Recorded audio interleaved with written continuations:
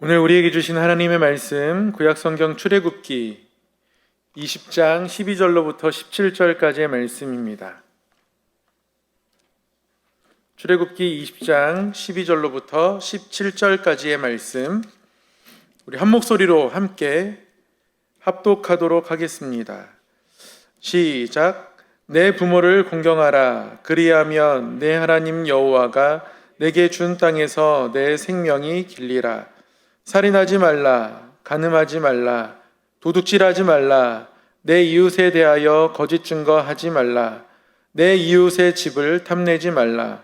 내 이웃의 아내나 그의 남종이나 그의 여종이나 그의 소나 그의 나귀나 무릇 내 이웃의 소유를 탐내지 말라.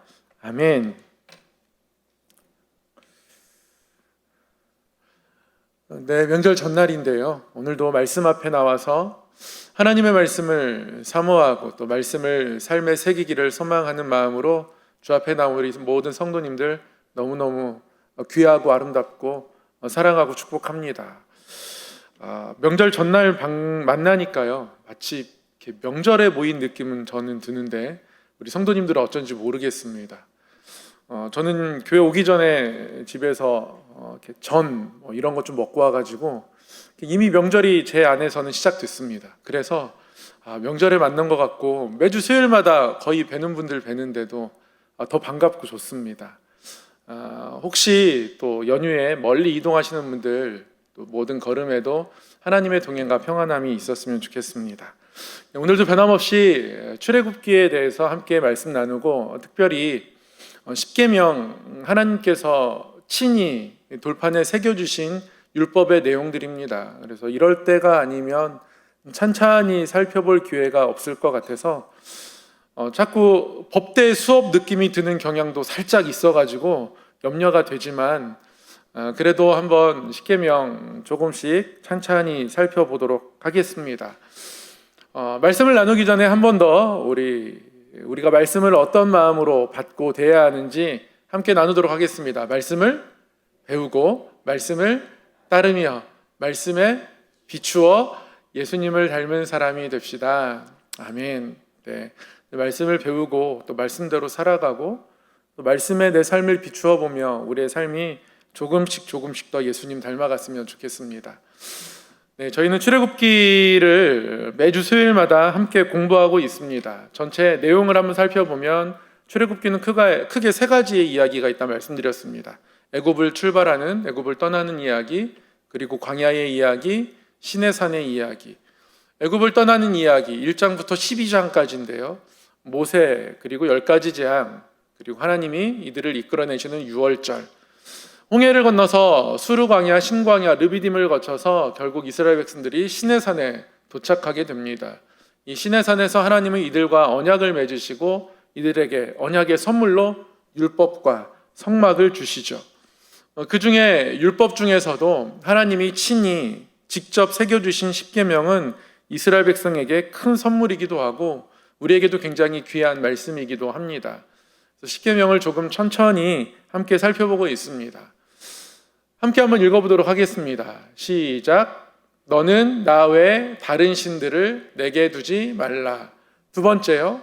너를 위하여 새긴 우상을 만들지 말고 또 위로 하늘에 있는 것이나 아래로 땅에 있는 것이나 땅 아래 물속에 있는 것에 어떤 형상도 만들지 말며 그것들에게 절하지 말며 그것들을 섬기지 말라. 세 번째요. 너는 내 하나님 여호와의 이름을 망령되게 부르지 말라. 저 망령되게가 헛되이 부르지 말라라고 말씀드렸습니다. 네 번째요. 안식일을 기억하여 거룩히 지키라. 다섯 번째, 내 부모를 공경하라. 여섯 번째, 살인하지 말라. 일곱 번째, 간음하지 말라. 여덟 번째, 도둑질하지 말라.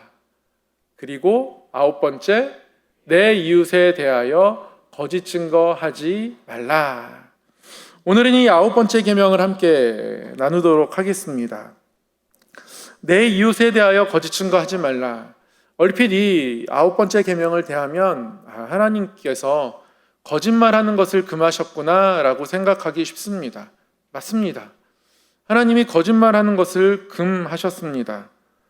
그럼에도 불구하고 하나님이 우선적으로 1차적으로 말씀하신 것은 어떤 재판 상황에서의 위증을 금하신 겁니다. 구절을 조금 더 직역하면 이런 겁니다. 내 이웃에게 거짓 증거로 대응하지 말라. 이렇게 번역할 수 있습니다. 그러니까 재판 상황에서 이웃과 다툼의 여지가 있는 상황 속에서 거짓말로 거짓 증언을 내세워서 나에게 유리하게 재판을 이기려고 하지 말라라는 겁니다. 지금은 증거 제일주의를 재판에서 채택하고 있습니다. 사람의 말보다 증거가 가장 판단의 중요한 기준이 되죠. 그러나 당시에는 증거 제일주의가 아니라 증언 제일주의입니다. 증거를 분석하는 능력도 없고요. 증거가 조작된 것인지 진짜 그곳에 있었던 것인지 확실하게 이것을 분별할 수가 없습니다. 그래서 오히려 증거보다는 사람의 진술, 이 증언이 굉장히 재판에 큰 영향을 미치게 됩니다. 그러나 재판을 판단하는 데 있어서 증거를 가지고 어떤 판단을 내리기보다 증언에 의존해야 하니 재판 결정을 내리는 입장에서는 굉장히 어렵습니다. 재판이 공정하게 치루어져야 합니다.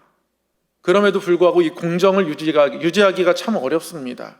우리 성도님들 아이들 키울 때에 아이들이 다투는 경우가 있지 않습니까? 그때 부모는 재판관의 입장에 서게 됩니다. 그런데 어떤가요? 판결하기가 어렵죠. 왜냐하면 집에는 국과수가 없기 때문에 그렇습니다. 증거가 없는 거죠. 아이들의 증언에 의존해야 해요. 그런데 첫째는 동생이 먼저 대들었다 합니다. 둘째는요? 언니가 먼저, 오빠가 먼저 나를 때렸다 합니다. 이 두 증언을 들으면 부모 입장에서는 어떻게 할 수가 없습니다. 그래도 나이가 어릴 때는 솔직히 말해, 엄마 아빠 다 알아, 다 봤어. 그러면 자신의 증언을 뒤집는 경우가 생깁니다. 엄마 아빠 못 봤는데 계속 우겨도 사실은 할 말이 없는데 지레 먼저 제 발을 저리면서 사실은 이렇게 했다라고 자백하는 경우가 생기는데요. 아이들이 커가면 커갈수록 엄마가 다 모르는구나 라는 것을 깨닫기 시작하죠. 그런 상황에서 엄마 아빠가 제대로 판결을 내리는 것이 어렵습니다. 그런 상황들이 늘 반복되는 거죠. 그러니 사실을 이야기하는 것은 굉장히 중요합니다. 그래서 재판 자리에서 사실을 말하지 않고 거짓말을 말하는 것은 한 사람의 인생을 통째로 바꿀 만한 아주 중대한 일이어서 하나님은 이것에 대해서 굉장히 크게 경계하셨습니다. 그래서 출애굽기에서도요, 이것에 대한 세부적인 내용이 나옵니다. 출애굽기 23장 1절에서 3절까지를 보면 하나님이 이렇게 말씀하십니다. 너는 거짓된 풍설을 퍼뜨리지 말며 악인과 연합하여 위증하는 증인이 되지 말며 다수를 따라 악을 행하지 말며 송사의 다수를 따라 부당한 증언을 하지 말며 가난한 자의 송사라고 해서 편벽되이 두둔하지 말지니라. 이 출애굽기 23장 말씀에는 두 가지 내용이 담겨 있습니다. 하나는 재판 자리에서 하는 거짓말입니다. 위증에 대해서 이야기하고 있어요. 악인과 연합해서 위증하는 증인이 되지 말라 합니다. 우리가 하는 거짓말, 일상적인 거짓말이 물론 하나님에게 좋게 보일 리 없습니다. 그럼에도 불구하고 하나님이 또 중요하게 경계하시는 거짓말은 악인과 연합하는 거짓말입니다. 악을 행하기 위해서 또 악을 두둔하기 위해서 위증하는 증인이 되지 말라라는 것이죠.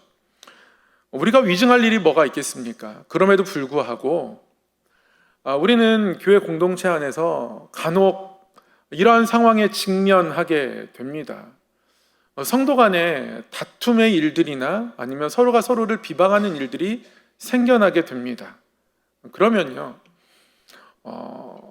3자 입장에서 내가 친한 사람, 아니면 나와 어떤 같은 공동체 안에 있는 사람, 아니면 가까이 사는 사람, 내 구역 식구 편을 들게 되죠.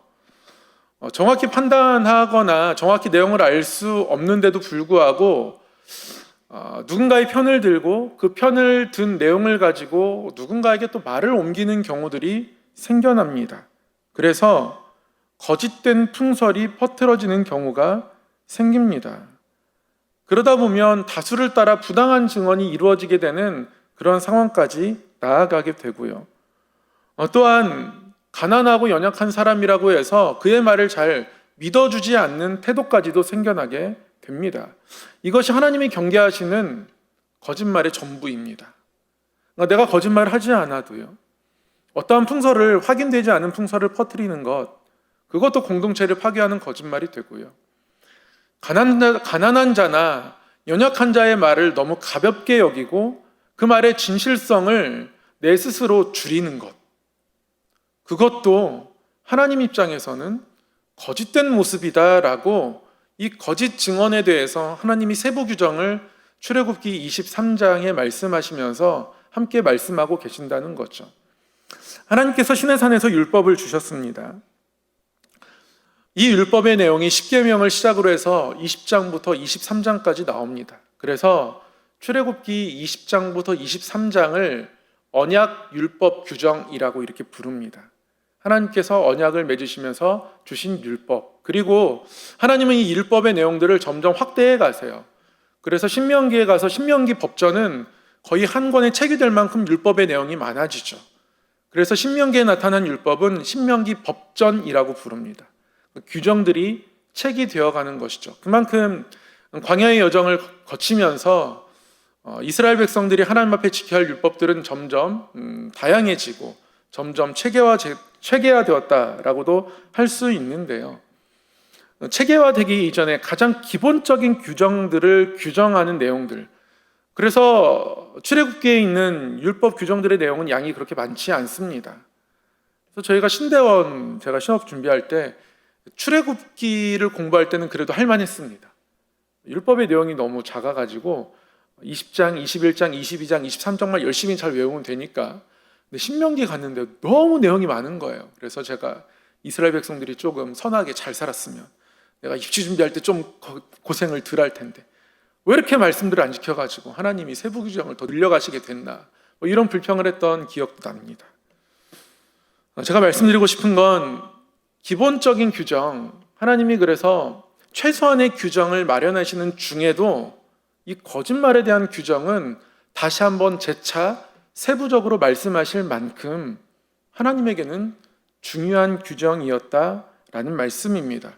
그래서 거짓 증언하지 말라라고 십계명에서 말씀하신 이후에도 율법의 세부 조항을 통해서 이렇게 출애굽기 23장 1절에서 3절 이 말씀을 통해서 거짓하지 말고 위증하지 말고 악인들과 연합하지도 말고, 그래서 거짓된 풍설을 퍼뜨리지도 말고, 그리고 가난한 자의 말도 가볍게 여기지 말라.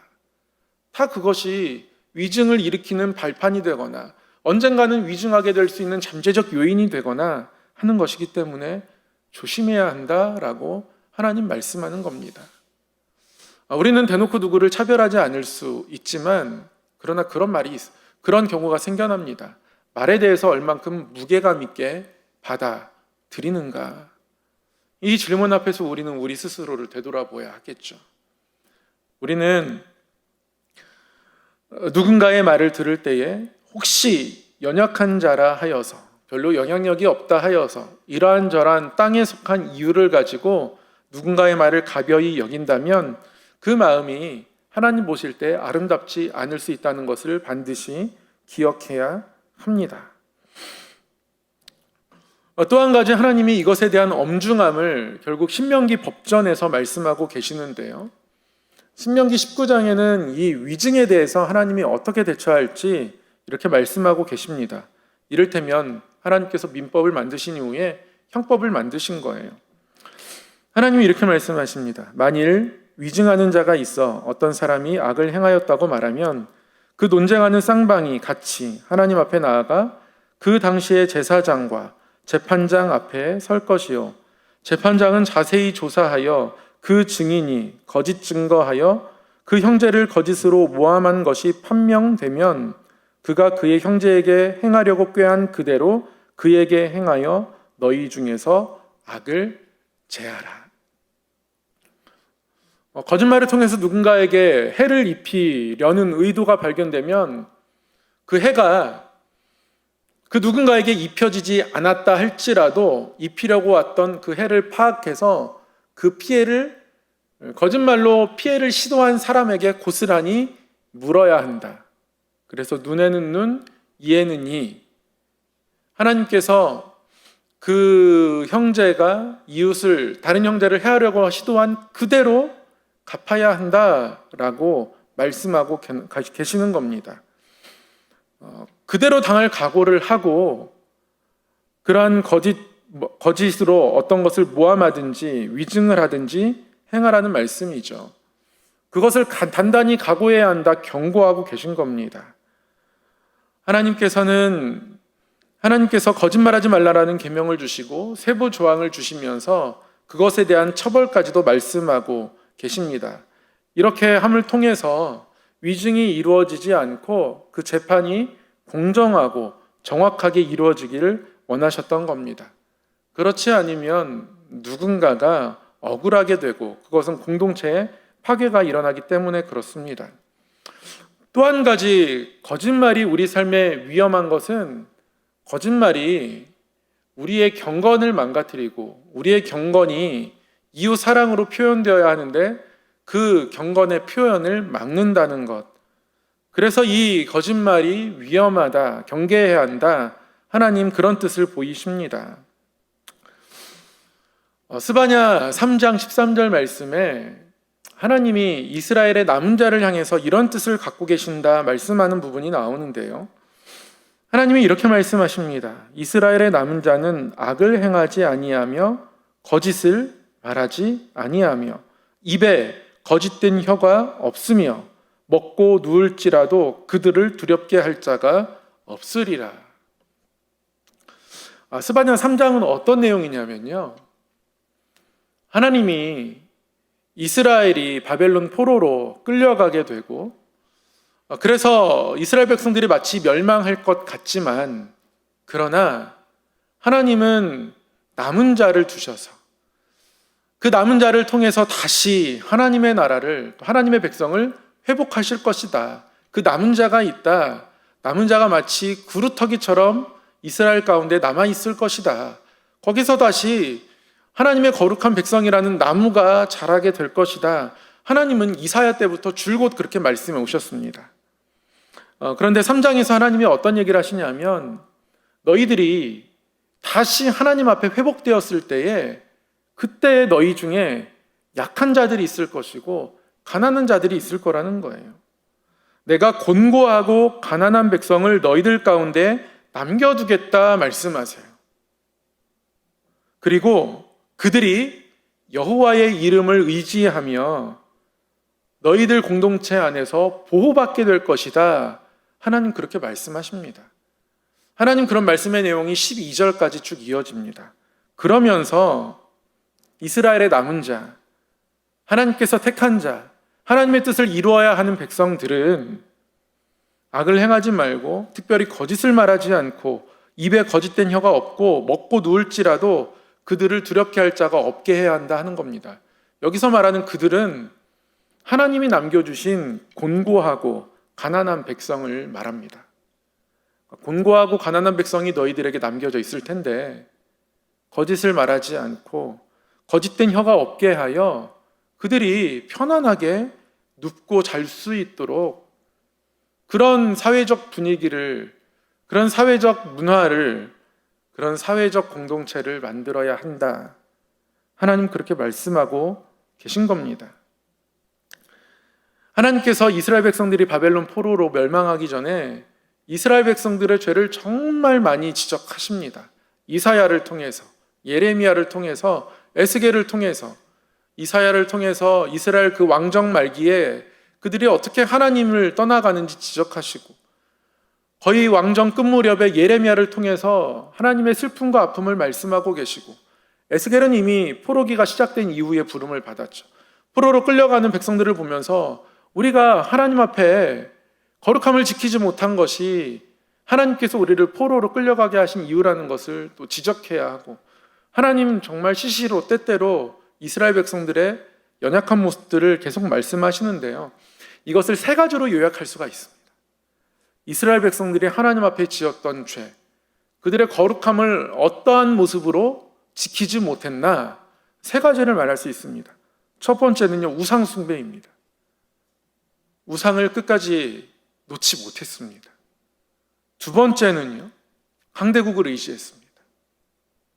어떠한 큰 전쟁이거나 위기 상황이 생기면 왕 아래에 있는 신하들은 우리가 아수르를 의지해야 한다, 애굽을 의지해야 한다, 이걸로 나누어 다투입니다. 그래서 이스라엘 마지막 왕들을 보면 결국 애굽이 세운 왕, 아니면 아수르가 세운 왕, 이렇게 강대국에 의해서 세워진 왕들이 왕위에 앉게 되고요. 그러니까 그들의 신앙이 결국 끝내 지켜지지 못하고 망하게 되는 겁니다. 강대국을 의지하는 모습, 강대국을 의지하면서 하나님을 의지하는 모습을 잃어버린 그러한 모습이 이스라엘 백성들의 모습에 나타나죠. 그래서 그러한 모습을 예레미야 2장에서는 이들이 물을 저장하지 못할 터진 웅덩이를 의지한다, 이렇게 지적하기도 하셨습니다. 또 한 가지, 하나님께서 지속적으로 이스라엘 백성들의 죄를 지적하신 것 한 가지가 있는데, 마지막 세 번째는 가난하고 연약한 자들을 멸시한 겁니다. 그들의 송사가 굽어졌다 이야기합니다. 거룩하게 부름받은 이스라엘 백성들이 그들의 거룩함을 지키지 못한 것, 우상 숭배, 강대국을 의지하는 것, 그리고 가난한 자를 멸시하는 것. 가난한 자들을 멸시하는 것은 그들의 위증을 통해서, 조작된 재판을 통해서 부자들은 더욱더 자신의 탐욕을 채우기 위해서 가난한 자들의 재산을 압류할 구실을 찾고, 그런 재판 결과를 만들어내고, 그래서 결국 한 가정 가문을 자신의 집안의 노예로 삼게 되는 일들, 그러한 일들이 이스라엘 백성들에게 끊임없이 일어났습니다. 노예를 많이 소유하면 그것이 집안의 번영을 의미했습니다. 가끔 어린아이들이 집에 있는 물건 자랑하는 경우를 본 적이 있습니다. 우리 집에는 TV가 이만큼 크다, 이런 걸 자랑하거나, 우리 집에는 이러이러한 것이 있다라고 자랑하는데요, 어느 날 저희 집 아이가 물건 자랑해서 완승을 하고 돌아왔더라고요. 우리 집에는 컴퓨터가 4대가 있다. 그때 컴퓨터가 많았습니다. 제 컴퓨터도 있었고요, 제가 교회 일 하느라고 교회 위원회에 있는 컴퓨터를 또 가져와서 작업한 적도 있었습니다. 그리고 그 전에 쓰던 중고 컴퓨터도 한 대 있었고요. 그래서 컴퓨터가 3대, 그리고 아주 오래전에 써서 돌아가지도 않는 컴퓨터가 또 한 대 있어서 집에 컴퓨터가 4대 정도 있었던 것 같습니다. 우리 집에 컴퓨터 4대 있다고 하니까 친구들이 아무 말도 못하더래요. 그래서 기뻐서 돌아왔던 아이들의 모습을 제가 기억하는데요, 당시에는 노예의 숫자가 마치 집안의 큰 기둥과 같고 번영을 이룬 것처럼 그렇게 생각하고, 그게 정당하지 않은 방법을 통해서 이루어졌다 하더라도 부끄러움을 모르고 살아갔던 이스라엘 백성들의 모습들이 있습니다. 그런 가난한 자들을 멸시했던 모습들, 그것을 하나님이 지적하십니다. 그래서 하나님은 이스라엘 백성의 회복을 말씀하시면서 남은 자를 통해서 다시 하나님의 나라, 하나님의 거룩한 나라를 회복할 때에 너희들 중에 가난한 자가 있을지라도 그들이 아무 걱정 없이 살도록 해야 한다. 그들을 돌봐야 한다. 그들을 억울하게 해서는 안 된다. 하나님께서 이 가난한 자를 돌볼 것을 이 스바냐를 통해서 말씀하시면서 있는 것을 나누어 주고 이들에게 뭔가를 채워주고, 이런 적극적인 행동 이전에 먼저 명하신 것은 거짓말하지 말라는 거예요. 입술에 거짓 담지 말라. 하나님 그것 말씀하십니다. 시편 기자는 거짓을 담고 있는 입술을 향해서 열린 무덤이라고 표현하기도 합니다. 그것은 열린 무덤과 같다, 무덤이 열려있는 것과 똑같다. 하나님 거짓말하는 것을 얼마나 싫어하시는지 너무 분명하게 나타나죠. 무덤이 열린 것과 같다. 열린 무덤이다. 그렇게 말씀하는 겁니다. 그러므로 이 거짓말은, 또 거짓을 말하는 것들은, 특히 약자의 말을 가벼이 여기는 것은 우리가 하나님 앞에 가져야 할 거룩함을 훼손하는 모습일 수 있습니다. 그 거룩함을 지켜가지 못하는 걸음의 시작이 될 수 있다는 말이죠. 이스라엘 백성들이 그러했던 것처럼 우리 역시 그러할 수 있기에, 우리의 거짓말이 우리 입술을 통해서 막 쏟아져 나오는 그런 자리까지 나아가지 않더라 할지라도, 우리가 누군가의 말을 가볍게 여기거나 무겁게 여길 때에 외모로 또는 사회적 지위로 판단하지 않는지, 우리가 그렇게 치우쳐 있지 않는지 오늘 말씀 앞에서 점검해 보아야 한다, 하나님 말씀하고 계신 겁니다. 또 한 가지 우리가 기억해야 할 것은, 이것이 하나님에 대한 경외, 이것을 잃어버리게 하는 걸음이 될 수 있다는 것, 그것입니다. 예레미야 5장 1절 2절 말씀이 굉장히 중요한데요. 한번 한 목소리로 함께 읽어보도록 하겠습니다. 시작.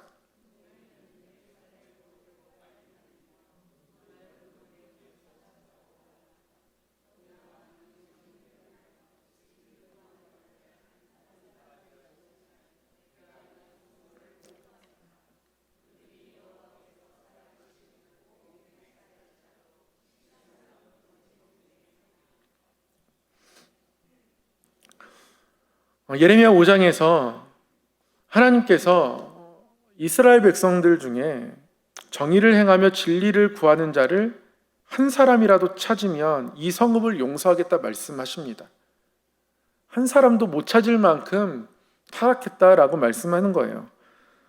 그러면서 정의를 행하지 않고 진리를 구하지 않고 타락한 이스라엘 백성들의 모습을 어떻게 말씀하고 계시냐면, 그들이 여호와께서 살아계심을 두고 맹세할지라도 실상은 거짓 맹세다. 거짓말이 어디까지 나아갔냐면, 하나님의 이름을 가지고 맹세하면서도 거짓말하는 거예요. 하나님의 이름을 걸고 거짓말할 수 있는 그 정도까지 이스라엘 백성들이 타락했다라는 것을 말씀합니다. 사실 하나님께서 거짓말하시는 것을 경계하셨음에도 불구하고 거짓을 계속 말하고 있고, 또 하나님께서 출애굽기의 규정이나 신명기 규정 등을 통해서 누군가의 말을 함부로 가볍게 여기는 것까지도, 또한 나의 이익이나 나의 어떤 생각과 판단을 가지고 분명하지 않은 사실을, 악한 풍설을 퍼뜨리는 이런 모습들을 우리가 놓지 않고 계속 삶에 붙잡고 살아간다고 하면, 결국 그 마음이 어디까지 나아가게 되냐면 하나님의 이름을 가벼이 여기는 것까지 나아가게 된다는 겁니다.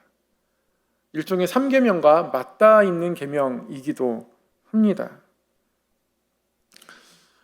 우리가 하나님을 경외하는 것, 하나님을 우리가 경외함이 우리 삶 가운데 예배로 표현되기도 합니다. 또 말씀을 잘 지키려는 노력들로도 표현되기도 합니다.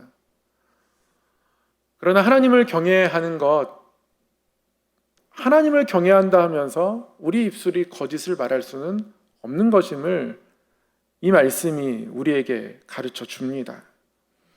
하나님을 경외하고 있다면, 하나님의 이름이 우리에게 크고 두려운 이름이라면 우리 입술에 거짓을 담을 수 없는 것이고, 우리 마음이 거짓에 치우치지 않아야 한다. 나도 모르는 사이에 확인되지 않은 사실을 말한다면 그것은 우리 마음이 거짓에 치우친 겁니다. 그런 모습들은 하나님을 경외하는 자의 모습이라고 할 수 없습니다. 나의 하나님을 경외하는 모습이 나의 겉모습만 남아있는 것이 아닌지 돌아보아야 한다는 말씀이죠. 하나님을 경외하고 있다면, 우리가 하나님을 경외하여서 하나님을 예배하는 자리에 나온다면 우리의 삶은 더더욱 깨끗해야 합니다. 하나님에게 나아오는 사람들이기 때문에 그렇습니다. 시편 15편에서 주의 장막에 머무를 자 누구입니까? 이 시의 고백을 통해서 주의 성산에 사는 자 누구오니까, 이 시편의 기도를 통해서 하나님이 이렇게 말씀하시죠.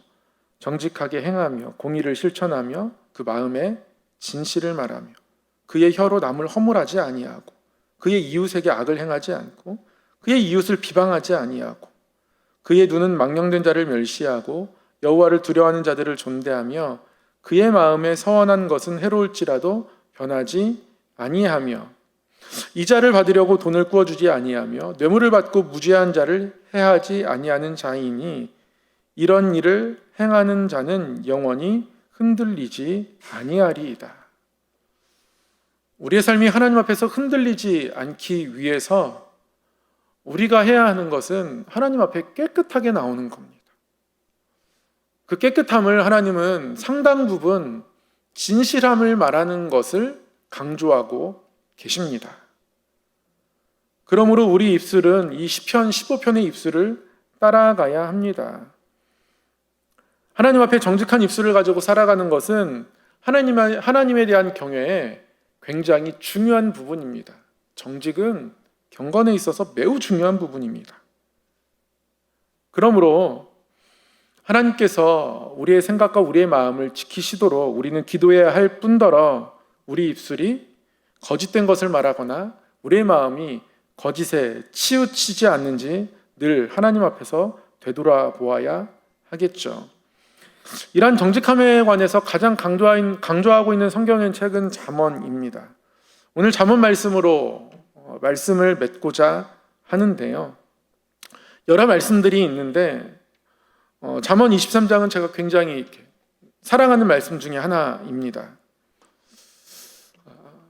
잠언 23장 16절 17절 말씀인데요. 만일 내 입술이 정직을 말하면 내 속이 유쾌하리라.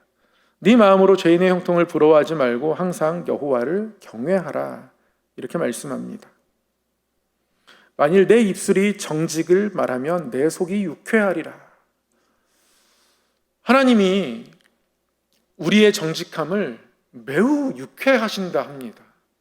매우 좋아하신다고 말씀하는 거예요. 이 잠언 23장은 아버지가 아들에게 주는 교훈의 형태로 되어 있는데요. 그 교훈 형태를 통해서 하나님이 하나님의 자녀된 우리의 어떤 모습을 기뻐하시는지 나타나는데요. 유쾌하신다 합니다. 기뻐하신다 합니다. 우리의 입술이 정직을 말하면. 그런데 정직을 말하며 살기 위해서 우리가 해야 할 것이 있습니다. 우리 마음이 거짓에 치우치거나 어떤 비방을 말하지 않거나 하기 위해서 우리가 우리 삶에서 좀 지켜내야 할 모습이 잠언 23장에 나타나는데요. 그것은 죄인의 형통을 부러워하지 않는 겁니다. 죄인의 형통을 보면, 악인의 형통을 보면 부러울 때가 있습니다. 저도 컨닝을 통해서 점수를 잘 받는 제 친구를 보면서 부러울 때가 있었습니다. 컨닝하고 싶은 마음이 마음에서 들 때가 있었던 거예요. 특히 대학에 오면 제가 언젠가 이 예화를 한번 말씀드린 적이 있습니다. 그래도 고등학교 때까지는 이게 대입에 영향을 미치니까 선생님들께서 나름 감독을 열심히 하시는데 대학교 들어오니까요. 시험 때 시험 감독을 그렇게 열심히 하지 않으세요. 심지어는 중간에 시험 감독 하시다가 나가기도 하십니다. 교실 밖에 볼일 보고 오실 때도 있어요. 그러면 어떤 아이들은 준비한 페이퍼를 가지고 답안지를 부지런히 써내려 갑니다. 물론 제 대학 성적표가 좋지 않은 것을 이걸 통해서 제가 변명하려고 하는 것은 아닌데요. 이와 비슷한 유혹들이 우리 가운데 생겨날 수 있습니다. 기업을 운영하면서 내 생업의 어떤 일들을 감당하면서 조금만 속이면 더 이익이 될 수 있겠다. 조금만 더 사람들을 속이면 내가 더 편할 수 있겠다. 이런 유혹을 한단 말이죠. 저희 아버지가 늦게 신학을 공부하시고 그래서 사역을 하시는 동안 특히 이제 아버지가 교육전도사 하는 때는 저희 가정이 경제적으로 굉장히 어려운 때였습니다. 그때 어머니가 홀로 생계를 책임지셨습니다. 가방 공장에서 일하기도 하시고요. 슈퍼마켓을 하시기도 하시고 그러다가 우연히 꽃장사를 하게 되었습니다. 이제 저 대전에 있는 한남대학교라는 대학교 앞에서 꽃을 판매하기 시작하셨습니다. 꽃을 판매하는데 이제 양재 꽃시장에서 꽃을 띄어다가 꽃을 판매하는 거예요. 그런데 꽃의 판매 구조가 그렇습니다. 그때 얘기입니다. 지금은 잘 모르겠어요. 안개꽃 한 단을 시장에서 띄워오잖아요. 그러면 다발이 굉장히 큽니다. 이 두 개를 나누어 가지고 한 단 한 단으로 팝니다. 그러니까 꽃가게에서 안개꽃 한 단을 사시면 원래 띄워오던 것의 절반이라고 생각하면 됩니다. 그런데 간혹 어떤 사람들은요, 이 한 단을 떠다가 3등분을 합니다. 3등분을 하면 훨씬 더 많이 이윤을 얻을 수 있겠죠. 저는 이제 그때 알았습니다. 야, 꽃장사가 굉장히 남는 장사구나라는 걸. 안개꽃 한 단에 그때 2,000원, 3,000원 했거든요. 한 단에 2,000원, 3,000원 떼오면 나누어서 2,000원, 3,000원, 2,000원 파니까 두 배가 돈이 들어오는 거고, 원래 값을 원가를 떼도 배가 남는 겁니다. 얼마나 이게 이윤이 좋은지 몰라요. 그 전에 잠깐 슈퍼마켓도 하셨거든요. 슈퍼 할 때는 슈퍼는 정말 조금 남습니다. 너무 조금 남아요. 과자를 팔아도 이게 진짜 일할 장사라고 해서요, 너무 조금 남습니다. 그러니까 과자 하나 팔면 20원, 30원 남는 거예요. 그러다가 꽃을 파니까 이게 너무 좋았죠. 근데 이제 갈등을 어느 순간 하십니다. 이거를 3등분을 할까? 2등분을 할까? 그러니까 3등분을 해서 팔면 더 많이 이익을 남길 수 있는 거잖아요. 그런 유혹들이 있는 거죠. 두 분이 그거 가지고 한동안 토론하시다가 그래도 우리가 정직해야지 하면서 2등분으로 결론 내었다는 것을 제가 잠결에 들은 적이 있습니다. 단적인 예지만 다른 누군가의 형통함을 보면 정죄하면서도 끌립니다. 우리가 뭔가를 증오한다라는 것은요, 그것에 대해서 상당 부분 마음의 에너지를 뺏겼음을 의미합니다. 그래서 부모의 증오하는 모습을 자녀가 닮게 되는 경우도 많습니다. 왜냐하면 거기에 마음의 에너지를 많이 뺏겼기 때문에 그렇습니다. 그래서 심리학에서는 그 마음의 에너지의 양들을 다루는 것을 굉장히 중요하게 생각하는데요. 심리학 얘기는 뒤로 미루고요. 악인의 형통함을 보면서 우리의 마음의 에너지가 상당 부분 뺏겨간다는 거죠. 그게 어쩌면 인간 본성의 악함일지도 모릅니다. 그래서 내 마음으로 죄인의 형통을 부러워하지 말아야 합니다. 항상 여호와를 경외해야 합니다.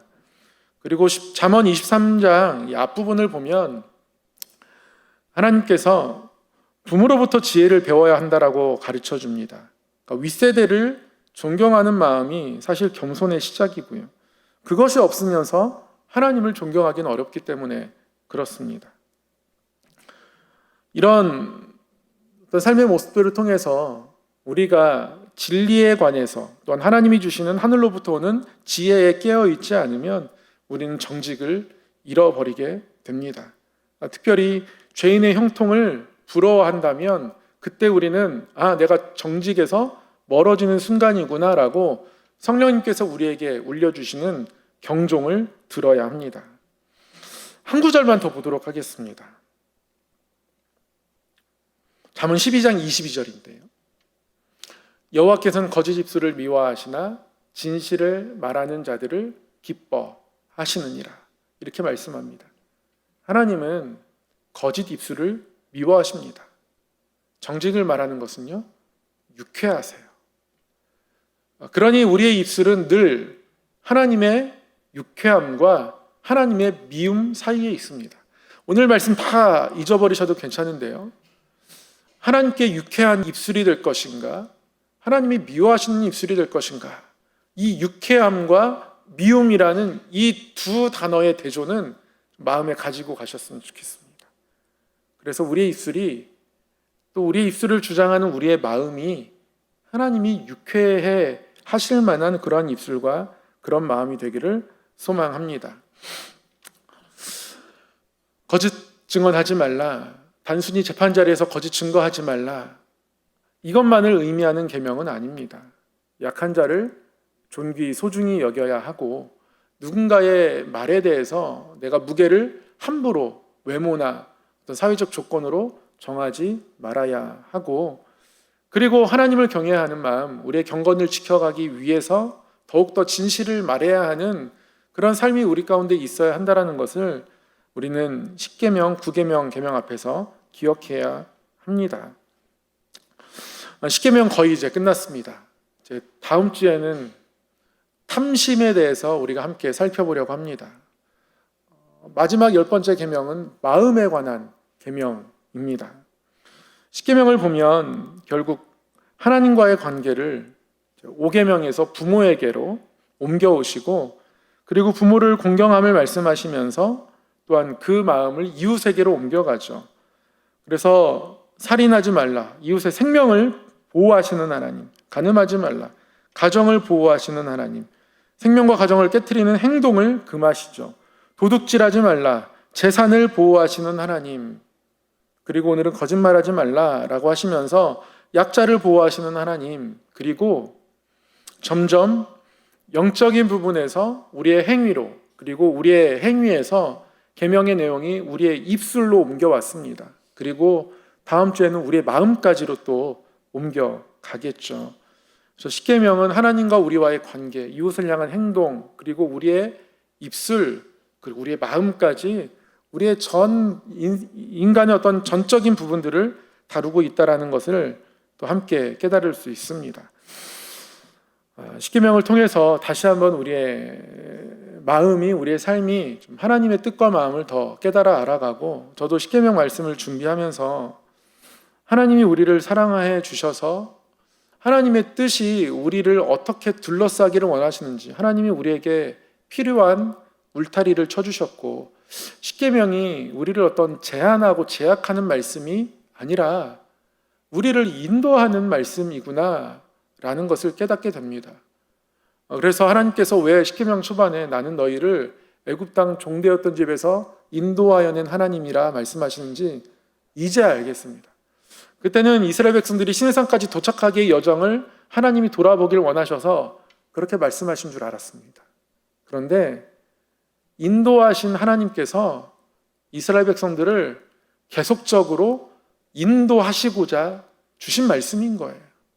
우리를 인도하시는 말씀이라는 것이죠. 그러니 우리가 절대 놓치지 말아야 할 말씀이기도 합니다. 하나님 주신 말씀 안에서 다시 한번 우리가 하나님의 인도하심을 따라가는 복된 백성으로 살아가는 은혜 있기를 원합니다. 사랑의 하나님 아버지, 오늘도 3일 밤 주의 말씀 앞에 우리의 마음을 내어놓고 하나님의 말씀 새겨주심을 바라보고 구하게 하시니 감사합니다. 하나님 새겨진 말씀을 붙들고 살아갈 수 있도록 인도하여 주셔서 말씀을 배우고 말씀을 따르며 말씀에 비추어 우리 예수 그리스도 주님을 닮아가는 사람들 될 수 있도록 인도하여 주시옵소서. 특별히 하나님, 우리 입술이 열린 무덤같이 아니하도록, 우리 입술이 하나님의 유쾌함 되도록, 우리 입술이 하나님의 미움되지 않도록 우리 마음에 진실을 말하며 거짓에 치우치지 않으며 함부로 비방하지 않으며 판단하지 않으며 정죄하지 않으며 주 앞에 신실한 마음 가지고 살아갈 수 있도록 인도하여 주시옵소서. 그렇게 살아갈 때에 하나님이 높이시는 인생 되게 하시고 오히려 하나님의 형통함을 더욱더 경험하는 복된 성도 되게 하여 주옵소서. 우리 성함 재단을 붙들어 주셔서 하나님께서 20년 동안 여기까지 도우시고 인도하셨사오니 에베네셀 그 하나님의 돌 위에 서서 앞으로 더욱더 하나님 보시기에 기뻐하며 하나님 앞에 아름다운 언어들로 서로 교제하여 하나님이 유쾌하게 바라보시는 교회 되어질 수 있도록 인도하여 주시고, 모이기를 피하는 자들의 어떤 습관과 같지 않고 서로 사랑으로 선행으로 격려하며 아름답게 교제하는 교회 되어질 수 있도록 인도하여 주시옵소서. 하나님, 그렇게 하나님 주신 거룩함을 우리 마음 가운데 품어내고 말씀을 기준 삼고 말씀을 따라 살아갈 수 있도록 하나님께서 인도하여 주시고, 모일 때마다 하나님의 품을 경험하여 하나님 주시는 소망과 평안 안에 거할 수 있도록 인도하여 주시고, 하나님 십자가를 통해 나타내 주신 그 사랑이 우리의 삶이 되어 이웃을 향한 선교로, 또 세상 상할 선교로 열매 맺으며 주의 사명 감당해 갈 수 있도록 인도하여 주시옵소서. 예수님의 이름으로 기도드립니다. 아멘.